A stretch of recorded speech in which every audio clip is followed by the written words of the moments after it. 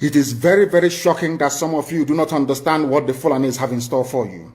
Very, very soon it is going to happen. And when it happens, your eyes will clear. And about whom you will see it very clearly.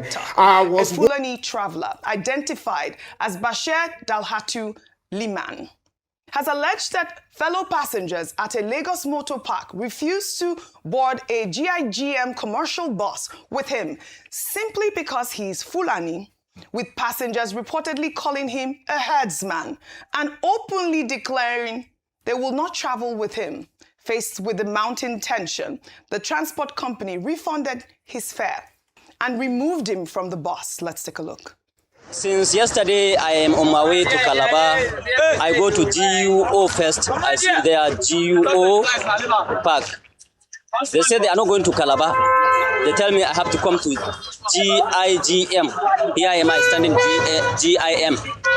But after I pay the money in the early morning, when I go to Interbus, the passengers say they are not going to travel with Fulani. Just because of I am Fulani, they are not going to travel with me. Which make the GIGM to pay me back, refund me my money.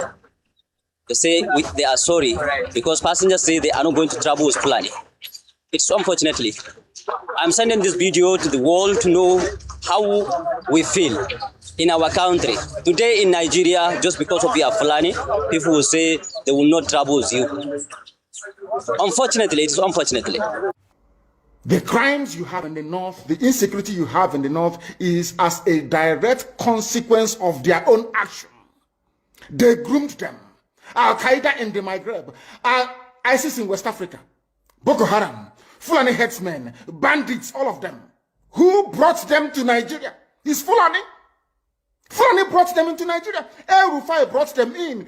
Bauchi State Governor brought them in. Are you people deaf and dumb and stupid? When you... Ayo, the reactions online have been fierce and divided, with many Nigerians condemning the discrimination as ethnic profiling, while others have argued that the rampant insecurity linked to armed groups has left ordinary citizens frightened and unable to distinguish between criminals and innocent Fulani civilians. But here's the truth. Bashir Dalhatu Liman is not a criminal. He's a citizen. And every Nigerian citizen deserves the right to travel freely in their own country. Absolutely. All right. So I'll go back to the press conference held by the Minister of Information and National Orientation, where he had said that the aim of these terrorists was to weaken national unity. And last week had said that he was very spot on, because one of the outcomes that the Nigerian government is going to have to deal with following the success in the war against terrorism, because I believe we're going to win that war, is that we're going to have to find a way to disabuse the minds of Nigerians, particularly when it has to do with ethnic profiling. I recall that during the herdsman farmer clashes, there was a time people kept on saying Fulani herdsman, Fulani herdsman. And that phrase had to be challenged because it was deepening stereotypes against a particular ethnic group.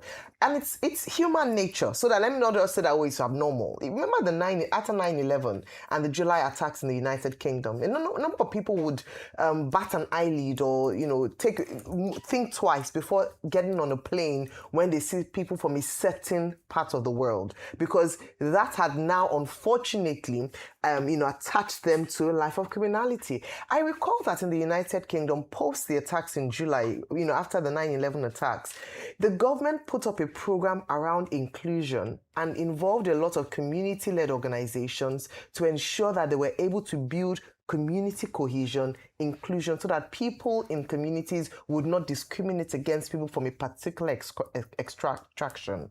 This is a duty for the Office of National Orientation. Let us begin to start thinking about that now. In the same way that certain post-Civil War, NYSC was created to foster that sort of unity amongst ethnic groups in Nigeria, I believe it's time for us to think of projects like that and commit much needed funds that's community driven, because we do not want any Nigerian to be discriminated.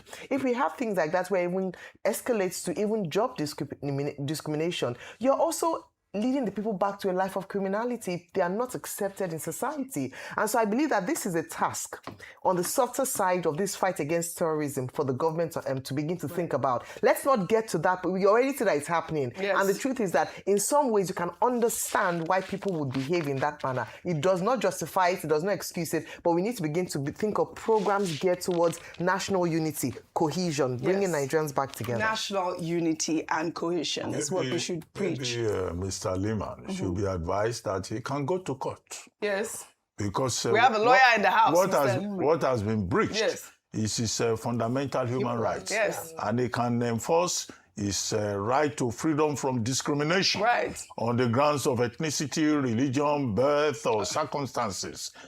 Section 42 of the Constitution. And also his freedom of movement. Correct. You know, and all of those sections between sections 36 to 45. Correct. He should go to court. To court. And this will be a valid circumstance in which Dr. Bati, we have a story about go to court with your principal. Good luck, Jonathan. We'll take that story. No, that's politics. No, because fundamental human rights. So political court is different.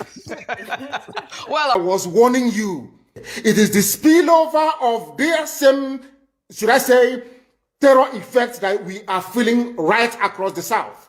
That was why we said with the launch of ESN that we cannot allow that nonsense to continue. They know they are not going to make any headway in the East. They have turned their attention to the West.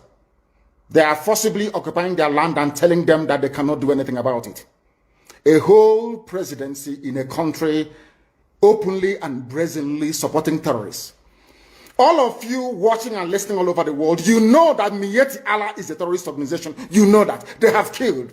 They have said that Benue State is theirs for the taking as a spoil of war. All of you are aware of it. You know what they are doing. Anywhere you have Fulani headsmen, terrorists for that matter, they tell you, oh, they are pastoralists. They are allowed to do their businesses in the forest. All of you are aware of it. But you kept quiet, hoping that somehow Tinubu will emerge as the president, or an Igbo man will come as the president, and your family will start enjoying. But in the meantime, you have no more farmlands, you have no more forests, you have nowhere you can call your own home. The same stupidity exhibited by Hausa peasants that enabled Fulani to take Sokoto from them, that enabled Fulani to take Katsina from them, that enabled Fulani to take even Kanu from them. Every Hausa land is occupied either by a Fulani emir or a Fulani governor.